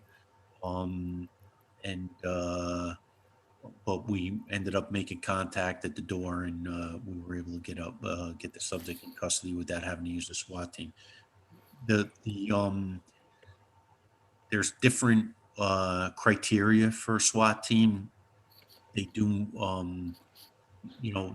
a SWAT team can't be called in without either the chief or the captain being aware of it, because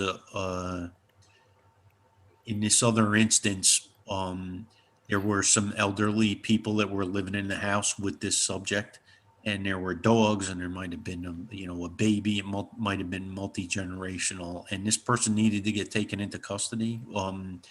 But the not the problem with the SWAT team, but I wouldn't tell a brain surgeon like how to do brain surgery, and just like I'm not going to tell a SWAT team like, hey, you do me a favor. We need this guy. He's a bad guy. We want you to take him into custody, but please don't break any doors, and don't use any flashbang grenades, because you might scare somebody and you might hurt the elderly people that live there. Like once if you're calling for them, you kind of lose control of what's going on. So that's why, obviously, they're not out to hurt anybody, but it's an extremely dangerous job. If the decision is made to use a SWAT team, you can't really restrict how they're going to do their job. So we take it, very seriously, and we haven't had occasion other than clearing the EF Academy, which was very helpful to us.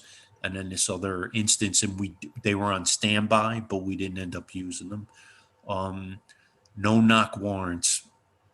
As far as I know, we have not had, not in my tenure, we haven't had any occasion to use a no knock warrant. There's usually three reasons why you might get a no knock. It's danger, to officers that are serving the warrant. The destruction of evidence, and I don't know, I forget what the third one escapes me now, but basically, you have to get a no-knock endorsement from a judge, meaning the judge has to say, okay, it's okay for you to just blow the door in and not announce yourself. So that it makes it, that's dangerous. That's very dangerous, also. So we don't really, I wouldn't say we would never do it, but it's something that I understand the gravity, and the responsibility of trying to do something, like that. And you can't take it lightly. There may be some, additional restrictions that come out on no knock warrants, but at this point, we don't use them as a matter of course, and we haven't had to. Like I said, I hate to say we would never do it, because then that's when that's when the occasion would arise. But we don't do it. Less than lethal weaponry such as tasers and pepper spray. So we have, I mentioned before, we do have tasers. The officers are trained in that. It's not for punishment. Each application of the taser, like electricity wise, is considered a separate use of force. It doesn't always work, so it's not a cure-all. There's a lot of times where it's ineffective.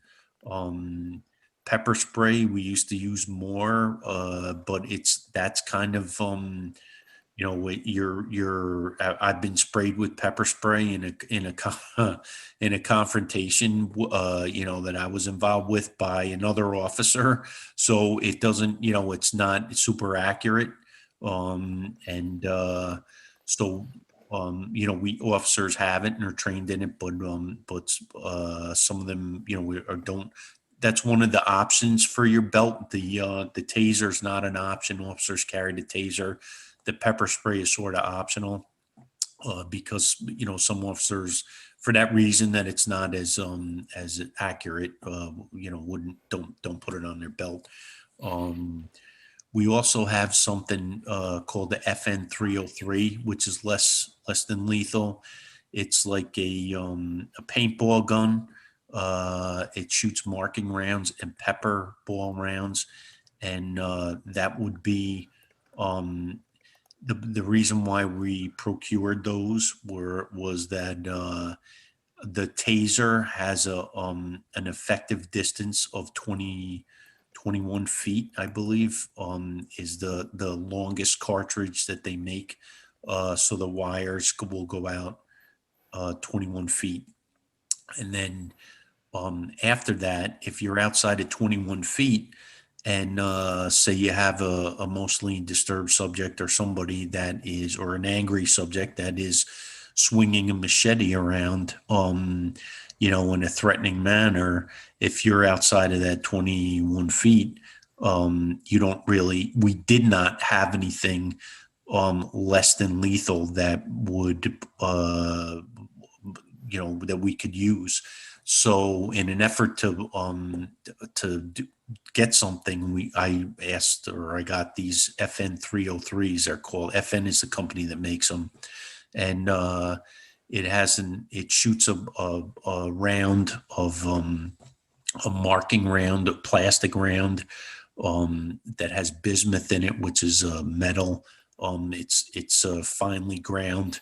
It's mainly for the weight, and it has an effective range of about I think 70 yards.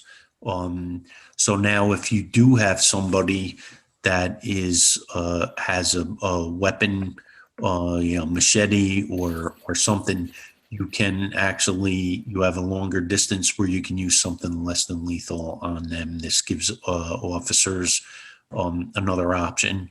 And it's in all of the patrol cars. We have it in all the patrol cars. As far as I know, since we had them about 5 years.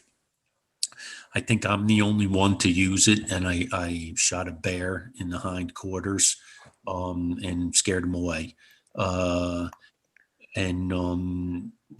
it definitely normally using deadly force, officers are taught that, you know, to shoot center mass. This FN 303 gives you the opportunity. I mean, normally we don't shoot at extremities like a hand, but if you hit somebody in the hand with one of these, you know, paintball rounds coming at 300 feet per second, they're going to drop, you know, whatever weapon they have. So that's something that we wouldn't normally do with a, you know, with a regular firearm. We don't, you know, we're not shooting to, you know, knock the gun out of somebody's hand or knock, you know, a machete or something out of someone's hand. So this gives one more option for officers before they would have to use their firearm. Now, that being said, you know, situations can develop rapidly, and you know, you might have to go right to a firearm, but usually a secondary officer, a cover officer, would have the ability, or we're hoping that a supervisor who shows up would be able to deploy this FN 303, and if this situation arose that we needed to use it. So we have those as far as less than lethal. Are those in every car? Yes, those Okay. are they're in every patrol car, because again, like with the taser only being in like the supervisor's vehicle, Right. you know, it's only as good if that supervisor is, you know, close enough when it needs to be deployed. So, Right. facial recognition technology. So we don't have anything that uses facial recognition technology. The county police may have something in Real Time Crime Center that uses open source, which like social media and stuff. Um, but obviously, I think the thought is that, and I could look in the book, but I think the thought is that people of color might not recognize differences, and there might be a higher error rate in people of color. So obviously, any technology that you're able to use is going to be one piece of the puzzle, and that just because you got a hit on facial recognition, if you were using it in a particular case, doesn't mean that that's the only reason why you're going to arrest somebody. It may help you in identifying somebody, but then there's a whole lot of other work to do in proving that they are that they're that they're there, or that they were involved in something. So again, it's a tool, it's an investigative tool. It shouldn't be the only thing. Obviously there's depending on where they're getting the technology, or where they're getting this the pictures from. Some pictures, there's if they're pulling them from a database, I think it wouldn't be coming from the New York State license database or anything like that. I know the software that was available to us, if we needed it, was all open source. So if your picture was ever in the paper, or you posted a lot of pictures on social media, it may be able to pick out and may be able to pull from that. It's and there have been some cases where it's solved some homicides here in Westchester, even, nothing in our area, but so it's a useful tool. I'd hate to see prohibitions on being able to use it, but at the same time, it's got to be used responsibly, so that you don't violate people's privacy rights, and Big Brother watch it. So we'll see how that shakes out. There's definitely some debate on how that is being used. Wow, I just looked down. Is it 8 o'clock already, or no? I was just going to remind you, it's a few minutes after 8. Wow. I guess I could talk an awful lot. So I apologize for that. I don't want to keep, I don't want to keep you all on there. Is there any questions that anybody has? Just hot questions, and then what we're definitely going to continue on. I think we hit a lot of stuff. We hit a lot of good stuff tonight. So, but any pressing Chief, questions? Yeah. Chief, I want to make sure I heard something right. I think it was Mrs. Santini asked you a very good question. How many civilian complaints you got?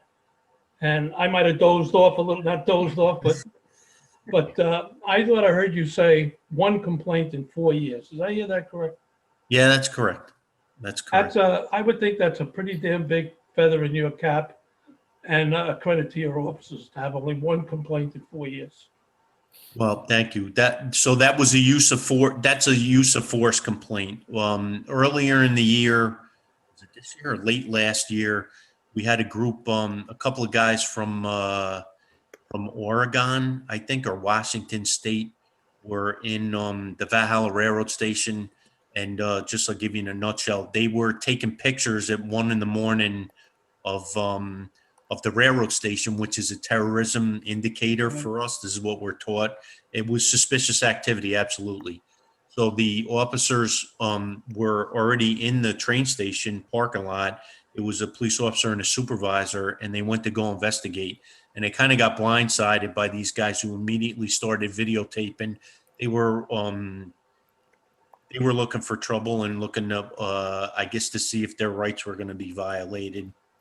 So they tried to make a complaint. So that was the most recent, and they posted a video on YouTube, and they were trying to get further action out of us, and but they refused to identify themselves. they wouldn't identify themselves. So then we have a policy where, we just don't give out information to people, and if you're involved in a complaint, like I had mentioned to Dr. Smithel before, if you're involved in the complaint, then we're happy to investigate it and give you all the information, but we just don't give certain things out to the public. And these guys refused to identify themselves, and I think it was more of a money-making scheme. But anyhow, it shook out. We were able to handle it, but that had nothing to do with the use of force. It was just more of they had they were complaining about that they were detained unlawfully, and they really weren't. They really weren't detained. As far as I'm concerned, it wasn't unlawful. They were conducting suspicious activity, which led us to think that it could be terrorism. I mean, that's what specifically they knew what they were doing, because they wanted to attract attention of the police. And then it was almost like an ambush where there were, they came out with cameras and started right in. And but I have to say, the officers had a lot of patience in dealing with them, and nobody was arrested. They were able to go on their way. It's a free country, but I think they were looking for a payday, is what, my estimation, what they're looking for. But I And think I that's a will- great I way will to end agree this tonight. Positive note. thanks. I will agree with you, Chief. After 37 years in law enforcement, that's exactly what they were looking for, a payday. Yeah, well, they got to keep us on our toes. We're gonna you have to learn how to deal with everybody. And one complaint in 3 or 4 years with just those people involved. I really don't know and how this is going to come to any kind of fruit, anything worthwhile in terms of putting forth a reform to the state. And if it does, or if it doesn't, how much does the town will lose if the state doesn't approve whatever reforms we put through? Because there's nothing written hard and fast as to what they're going to accept or not accept. Sure. So they're not saying we, obviously we're using it as an opportunity to examine ourselves and to see if we can do something better. Because if we can do something better, then absolutely, we're open to that. At the same time, if we're not going to be pushed into, some of this stuff doesn't apply to us. And I think when they wrote this guidebook, that they made it for all police departments. So the things that are going to apply to us, we're going to, we don't have bayonets, and we don't have stuff like that. Or the equipment that we did get from the military is But the question being, rescue stuff. So hopefully, and it clarifies for people that what we're actually doing, and which I'm happy to do. So, and happy to answer questions too. So. okay, but the question being is that the state does seem to say in their mandate that that towns will lose funding if guidelines aren't met. And what are the guidelines? That's basically what I'm asking. I mean, So- other than, 99 pages of a lot of stuff that I don't know how you're going to improve, because after spending 37 years in New York City, I can't even imagine how you can improve on what you've already improved. Well, I think one of the things is that and thank you for that. I think we're ahead of the curve and a little bit, and because we are accredited, there are departments that are not accredited in New York State. And so I think they have a little higher hill to climb. We do have use of force policy. We do have these things. So I think we're in pretty good shape. We've tried to incorporate less than lethal, because the last thing we want to do is have to take somebody's life. So if officers have another option, and that's my job, is to get them the best equipment and training that I can, to make their job better and easier and make things better for the town. So that's what we're hoping for. I think we're ahead of the curve on it. Like I said, can we, are we going to take some counsel and maybe change a few things? Absolutely. And so the state's mainly looking for us to go through the process, and we have to show that we went through the process. So we could pretend that, okay, it doesn't apply to us, but I'm really looking at it from a perspective of, okay, it's not, we have to do it. I'm not, I'm not doing the dance that I'm happy about it, but at the same time, we have to do it. And if we can affect some positive change and maybe do something differently, because I know I don't have all the answers, and I'm happy to showcase what we are doing and take your guys' counsel on what we're up to.